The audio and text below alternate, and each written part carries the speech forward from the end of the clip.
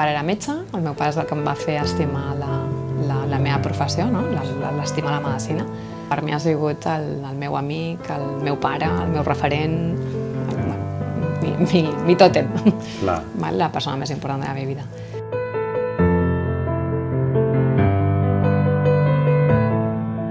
Però la malaltia s'ha de diagnosticar i s'ha de tractar, però no sempre es cura. A mi m'agrada més pensar que hem de treballar la salut i cada vegada més el col·lectiu metge treballa la salut. Aquella calorosa tarda de juliol, obrir la porta del consultori i trobar un somriure d'orella a orella ens va semblar un oasi al mig del desert. Davant nostre teníem la Rita Sahún, metgessa generalista i nutricionista. Una persona vital i compromesa, estimada per la seva empatia i capacitat per donar-se als altres sense por ni condicions.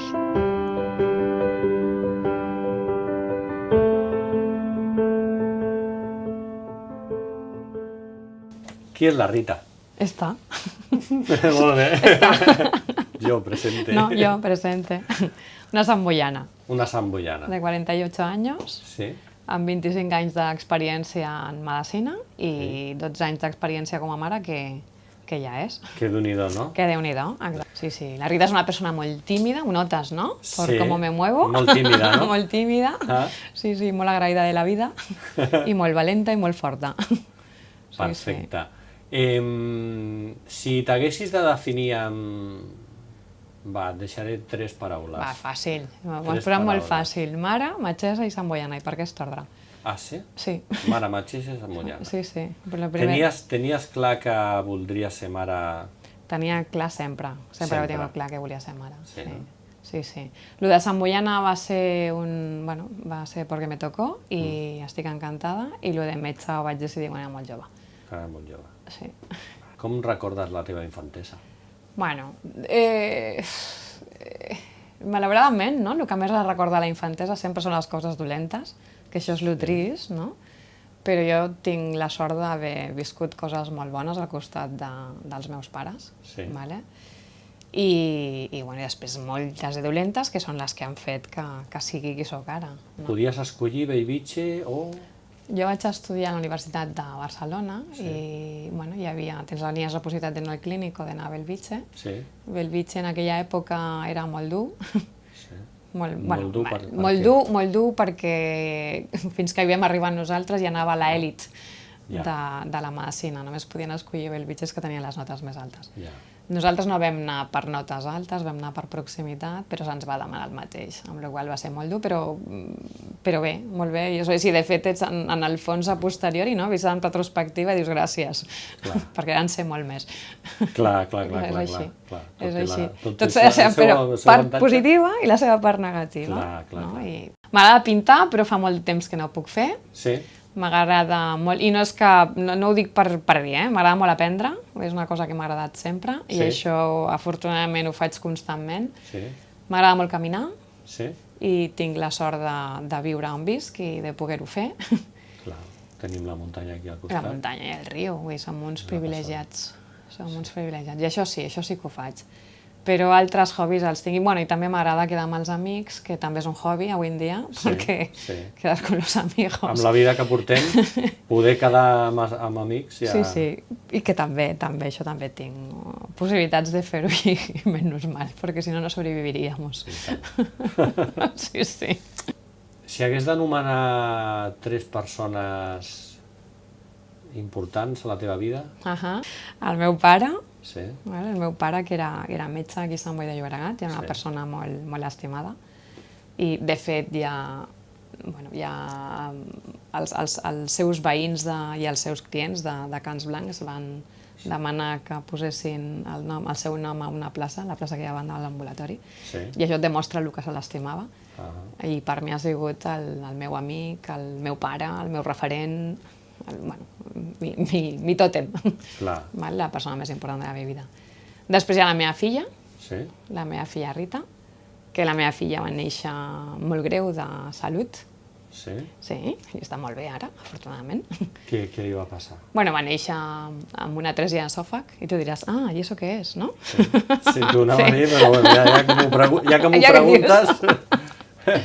És una malaltia incompatible amb la vida, però que té solució, vale? L'esòfag no t'arriba a l'estómac i per tant no pots menjar. Clar. Vale? Però per sobreviure està connectat l'esòfag home, ja estic fent de mèdic ara, a la tràquea, per tant s'ha de resoldre perquè si no també t'ofegues. Vale? O sigui, és incompatible amb la vida i es va resoldre. Però a mi com a persona, a més de que, bueno, de que soc la seva mare i que me l'estimo moltíssim, no? M'ha fet viure el que és una malaltia greu de la vora, m'ha fet lluitar, m'ha fet aprendre a lluitar contra la malaltia, a sentir el que senten molts pacients meus quan tenen malalties, vale? I això m'ha ajudat no només com a persona, sinó a nivell professional. Clar. Perquè, bueno, empatitzes molt més. Et fa treballar l'empatia, no? Sí. I a l'altre, el meu fill petit, que és com una espècie de Buda, pequeñito. Sí. Buda pequeñito, per què? Per què dius Buda? Sí, perquè té uns sentiments, per ser tan petit, perquè té 8 anys, és un nen amb uns sentiments molt sensible. Sí, i que et fa veure el que és l'amor, no? S'enfada i tal, però ell acaba, bueno, mama, no?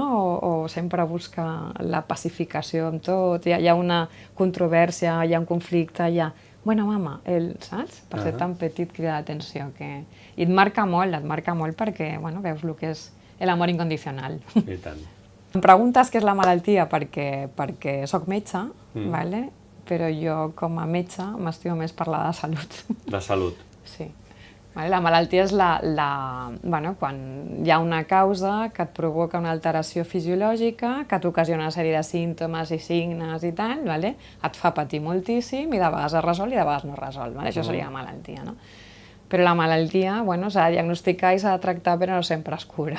A mi m'agrada més pensar que hem de treballar la salut i cada vegada més el col·lectiu metge treballa la salut.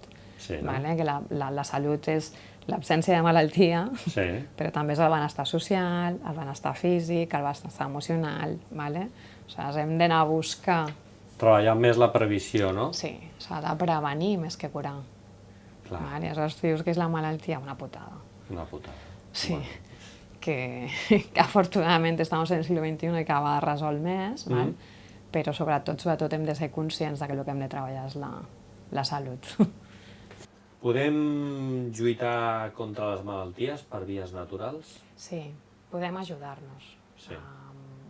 A veure, jo faig molta medicina natural, de fet la faig gràcies a la meva filla, la vaig descobrir. La meva filla, arrel dels seus problemes, tenia moltes infeccions de repetició i tal, i havíem de sobreportar-les d'alguna manera i d'evitar-les i no ho aconseguíem i vaig entrar en contacte amb la medicina natural. Doncs amb la medicina natural vam aconseguir que aquestes infeccions que feia de forma recurrent es anessin espaiant. I això que ha passat amb la meva filla també ho he pogut experimentar amb els meus pacients. Aleshores, sí que la medicina natural, o hi ha coses que ens ajuden a contrarrestar o a millorar les nostres malalties o a evitar que vagin a més, no? Sí. Però no hem d'oblidar mai, o sigui, el que no podem fer és fer que sigui una alternativa, ha de ser un complement. Ja. O sigui, avui en dia es parla de... Jo faig medicines alternatives, no. Jo faig medicines complementàries. Nosaltres estem al segle XXI, la ciència ha avançat moltíssim i el que seria una bajanada és no tenir en compte els avanços científics i el rigor científic de la majoria de tractaments que hi ha. El que podem fer és complementar-los, i es poden complementar moltes coses. Hi ha fitoteràpia, hi ha homeopatia, hi ha teràpies naturals, hi ha la micoteràpia, que s'utilitza molt al Japó, per exemple, per a tractar la simptomatologia coadjuvant del càncer. Vull dir que hem de juntar-ho tot, o sigui, no és o esto o esto, és... No, clar. He fet medicina per vocació, tinc la sort que sigui la meva professió. De fet, fa pocs dies que algú em deia qui gaudeix de la seva professió té la sort de no treballar, o alguna cosa així, no? Però, sempre hi ha un però, i el però saps que contradiu tot el que has dit fins al moment. Hi ha 3 coses importants a la vida, que és la salut, el dinero i l'amor. Sin dinero no se puede vivir. Vale? Almenys amb aquesta societat. Exacte. Almenys tinc la sort de que econòmicament la meva professió és el que m'apassiona, a més, saps? Però, bueno, soy vocacional, claro. O sigui, jo vivia la medicina des que era molt petita per això t'ho preguntava. I continuo vivint-la com si... Quin significat tenen per a tu les següents paraules? Amor. ¿Para ti? ¿Y para ti? ¿Qué significat té la paraula amor? Amor igual a patir? Igual a... Bueno, és la base, ¿no? És el que hauríem de buscar tots. Sí, no? Mi objetivo de vida es la recerca del amor, de fet. Sí. Estimar y ser estimada. Clar. I a l'odi? Bueno, es una emoció que a veces vivimos. Jo l'he viscut, he tingut la mala experiència de viure-la. Sí. I, bueno, ojalà no l'haguéssim de viure mai, i per sort jo m'he donat compte que sóc incapaç d'odiar al final, i en seguida atravieso otra vez la delgada línea roja. Molt bé. Sí, pero bueno, ahí está. Salud. He dicho que el amor es lo más importante, no, es la salud. És la salut, Sí. No, la salut és... Ara parlo com a professional, vivim molts anys, crec que l'esperança de vida actualment està en 83 anys, sense salut no es pot viure. I amistat? Bueno, la base, sin amigos. Sin amigos ni se vive, ni se tiene salud, ni se quiere, ni nada. Clar. Vale? O sigui, de vegades fan et posen els exemples aquests de que la vida es como un trayecto de tren en el que hay gente que sube, hay gente que baja, ¿vale? Y hay gente que se queda todo el camí, pues els amics són els que estan sempre en to, no? Els que viatgen contínuament. Els que viatgen contínuament i en eso soy afortunada. Tu creus que existeixen interessos i manipulacions ocults a la indústria alimentària? Sí. ¿Tengo que explicarlos? No. No, però sí. No, porque vendrá un abogado y me va a poner una demanda. No, però... Sí, hi ha algun àmbit de la nostra societat on no hi hagin interessos creats? Jo penso que no. Vale, pues estamos de acuerdo. Sí. Sí, o sigui, la indústria alimentària... No sé ben bé per on anava la pregunta, no? Bueno, perquè de vegades sents que la propera crisi serà la crisi alimentària. Penso que l'alimentació també és una manera de mantenir controlat a la societat. Sí, jo pensava pensava que anava més per un altre, no? Perquè hi ha moltes màfies, hi ha moltes coses que no haurien d'utilitzar-se, hi ha moltes... I hi ha coses que es prohibeixen ara, hi ha coses que es prohibeixen d'aquí uns anys, quan tu ja saps actualment que ja s'haurien de prohibir. Bueno, hi ha uns interessos creats a nivell econòmic, però que existeixen a tot arreu.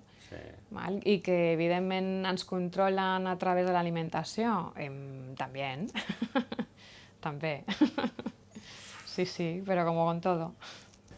Creus en el més enllà? Sí. Sí? Sí. Explica'm. Esto mola, ¿eh? Y da cierto. Sí, creo que... Jo penso que hi ha alguna més. No sé el que hi ha, ¿eh? Sí, però creus que hi ha alguna més? Sí, ni vull saber-ho, tampoc. Vale, i no vols saber-ho? No vull saber-ho, ja... Llega el moment... De moment estàs visquent el que hi ha aquí, no? Jo visc aquí.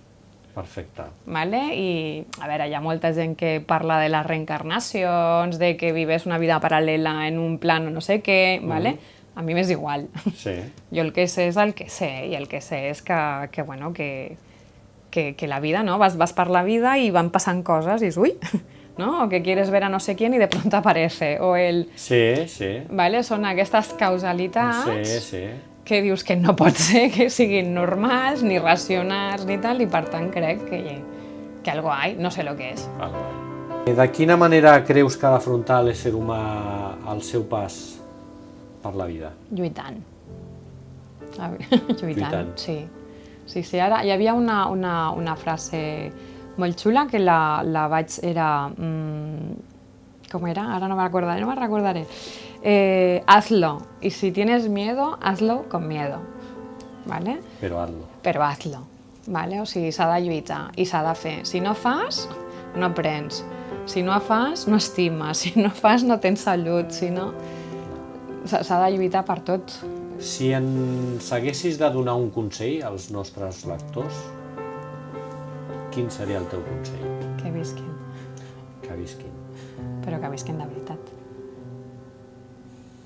Que arriba una cosa, hi ha una cosa que no té solució, però quan arribes allà ja no hi ha marxa enrere. S'ha de viure. Si és amb salut, millor.